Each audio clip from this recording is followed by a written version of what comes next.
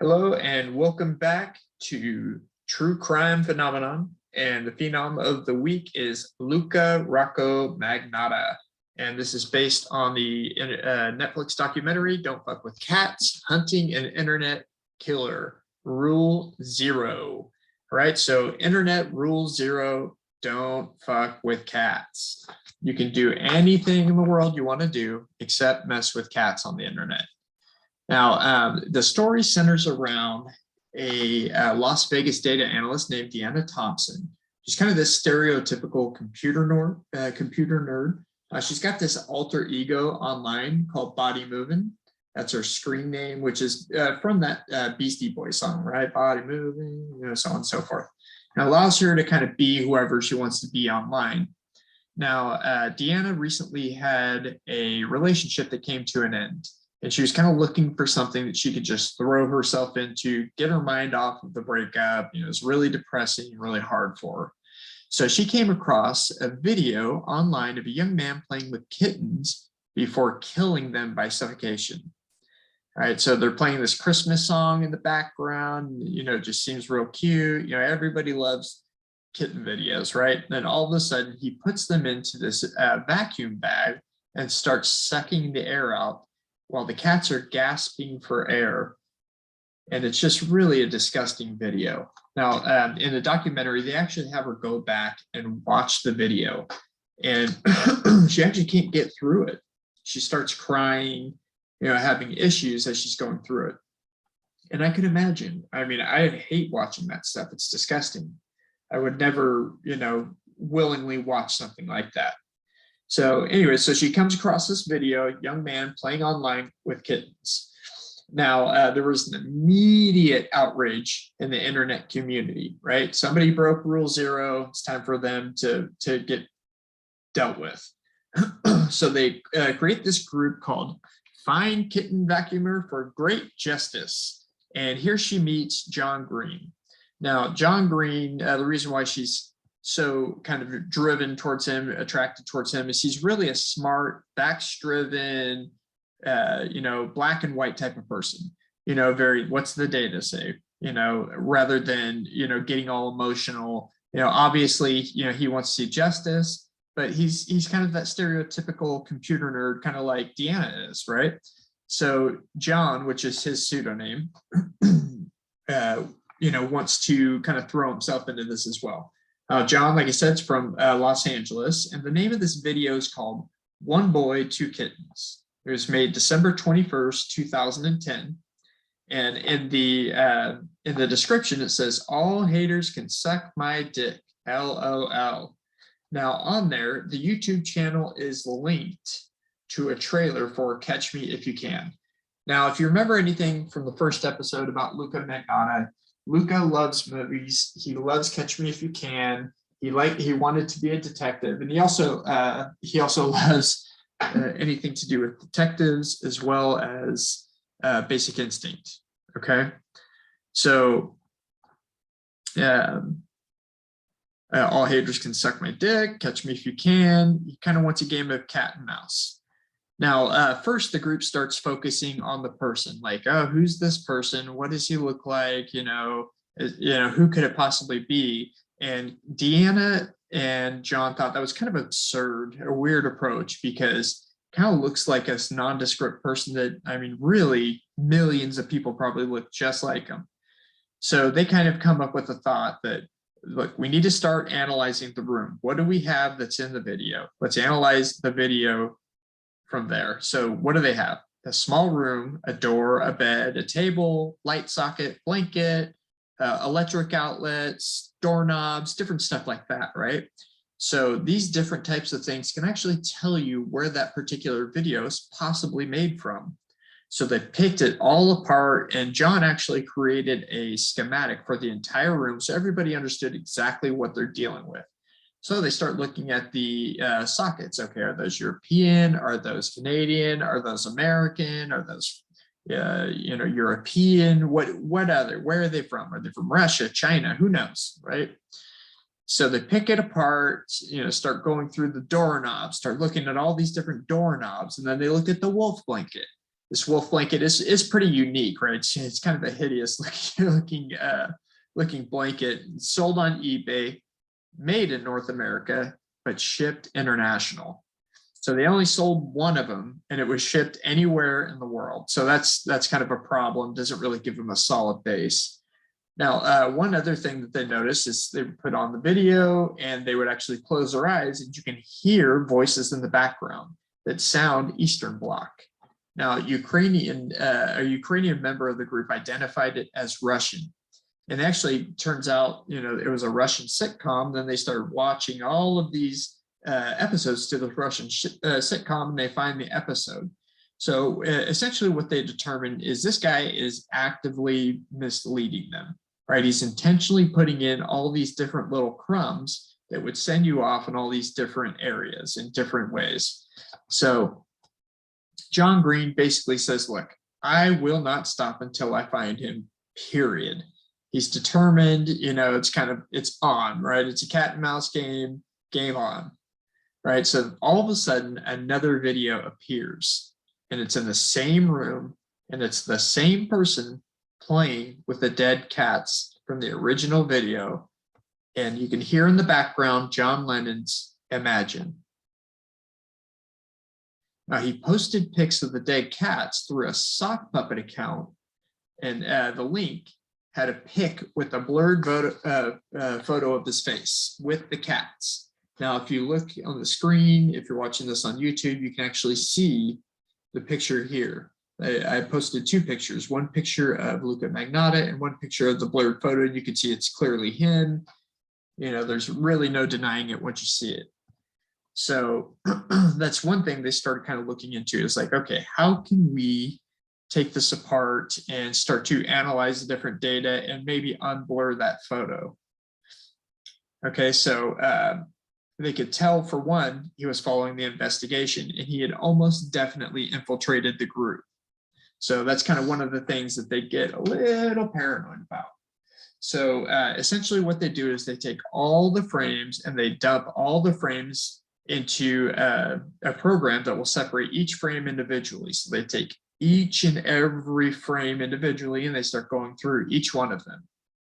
Now, they found a pack of cigarettes which had a Surgeon General's warning, and it helped to identify that it was either somewhere in North America, either United States, Canada, somebody maybe in the border states, but it was definitely North America. So, they got multiple points kind of in that same direction. So now they find a yellow vacuum. And what Deanna finds out is she's going online trying to look for this vacuum, and you find out that there's forums for everything. So even back then in 2012, 2013, when this was happening, there were forums for every single thing you could think of. So she goes on to this forum, says, hey, can anybody identify what kind of vacuum this is? And immediately somebody comes back, says, oh yeah, that's a Kenmore canister cleaner, only sold in North America. So they got another confirmation that this person's obviously somewhere in North America. Now, around that time, in New York, Rescue Inc. gets involved. Now, Rescue Inc. is basically a group of outlaws and misfits, kind of bikers and tattoo artists who get together, and they rescue abused animals. And it really enraged the founder viewing the video.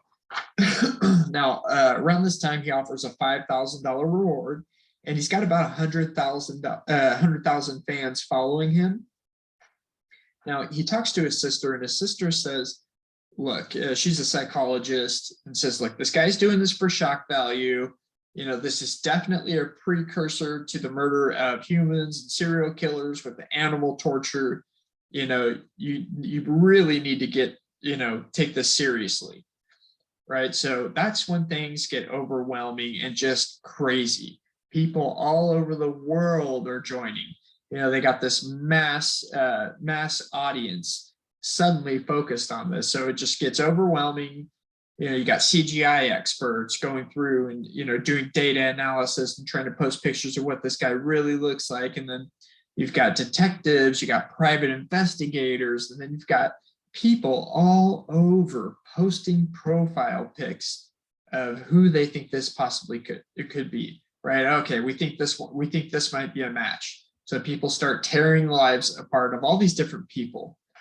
Now, eventually, they come across this guy named Jamsey Crams a lot in his ass.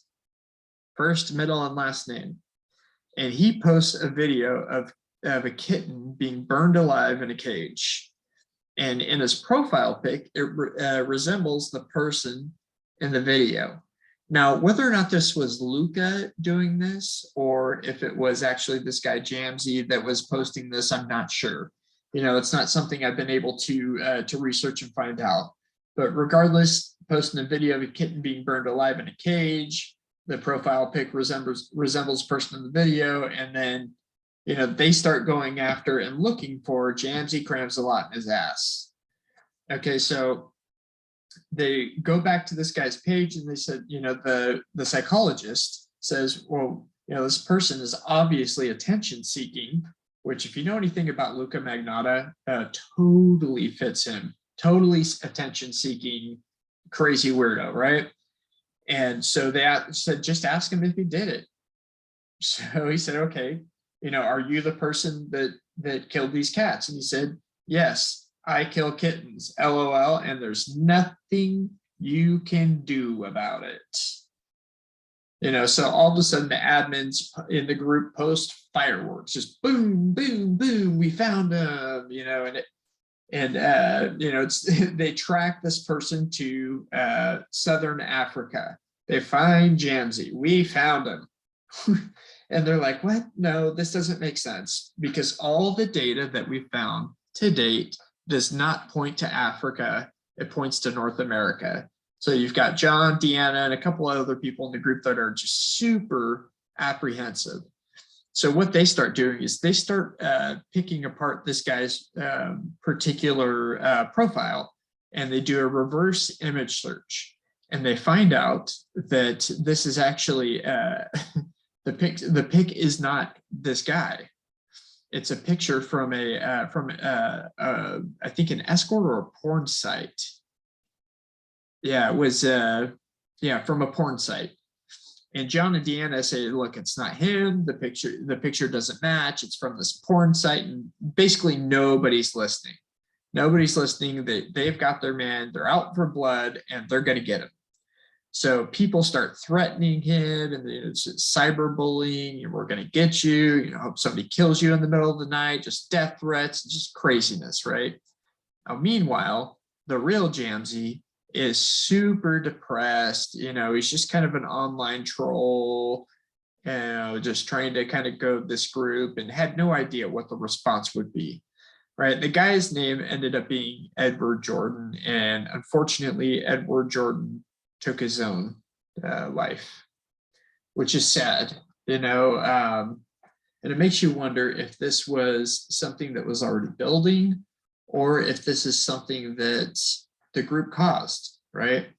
Because, you know, on his profile, he's like, boy, this depression's, you know, it's really got me down. It's really getting to me. And he posts these really sad things, right? And, you know, they eventually come to almost a screeching halt. So then the group gets a message from a sock puppet saying, the person you're looking for is dun dun dun, Luka Magnotta.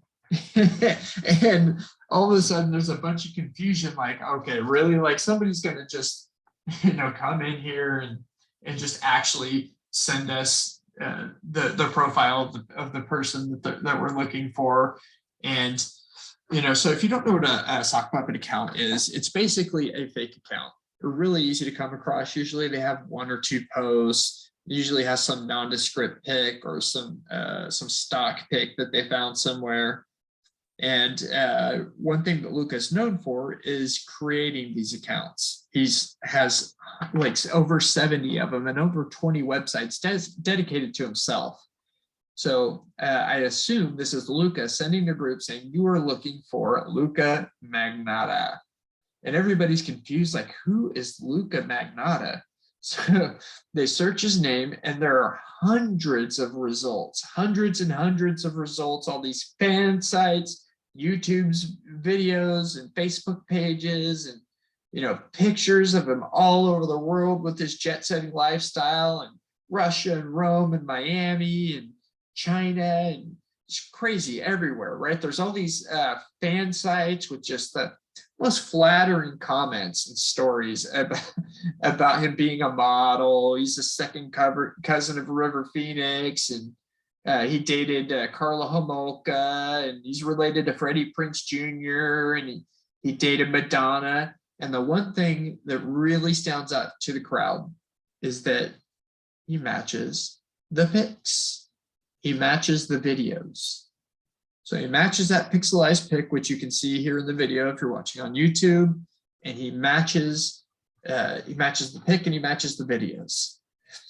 So this is where the investigation starts going down that route. So they start tearing apart Luka Magnotta. Now, like I said, if you know anything about Luka Magnotta, if you remember from the original biography, you know that this is right up Luka's alley. He loves the attention. He's dying to be a famous serial killer, and he's just in love with creating drama around himself so he can in some way get into a paper, article, what have you, whatever. The guy loves it. Now, that's going to be it for this episode. Next episode, we'll actually get more into the new group that they create, because they created a smaller private group where they can actually go through and do a deep dive on Luka without being necessarily infiltrated. Luka is going to have to do some more work on this one if he wants to infiltrate this group, because it's not a public group, it's a private group, and it's going to be much harder for him, like I said, to infiltrate. Now, let me know if you have any questions about what we've went through so far. Like I said, this is seems like a bigger plot on Luka's part to get attention, to become, internet famous / serial killer famous. And, unfortunately, these guys get a lot of fan mail, and people are just in love with serial killers on a real level. And, you're getting ready to find out how just really sick and twisted this whole thing is. Eventually, like I said in his bio, he does kill June Lin, and what he does to June Lin is absolutely disgusting. And I actually found the video. I cannot believe it is still up, but I found the video of what actually happens to June Lin, and I couldn't make it through more than a minute. It was the most disgusting thing I've ever seen, and it almost looks fake. It's terrible. Do not look for it. Whatever you do not look for it. It will haunt you. Okay, so this is Josh, True Crime Phenomenon. This week's phenom is Luka Rocco Magnotta, probably the sickest man alive. Let me know if you have any questions. Please like, share, subscribe, and comment below. I'd like to know what you think. What do you think about the investigation so far? What do you think about the documentary? Is there anything that that maybe I left out? Is there anything maybe that you've learned from this podcast? Okay, thank you so much. Like I said, like, share, subscribe, and I'll see you all next time with another Luka Rocco Magnotta video. And then also we have the Scott Peterson trial coming up shortly. That video will be out in the next day or two. Thank you so much.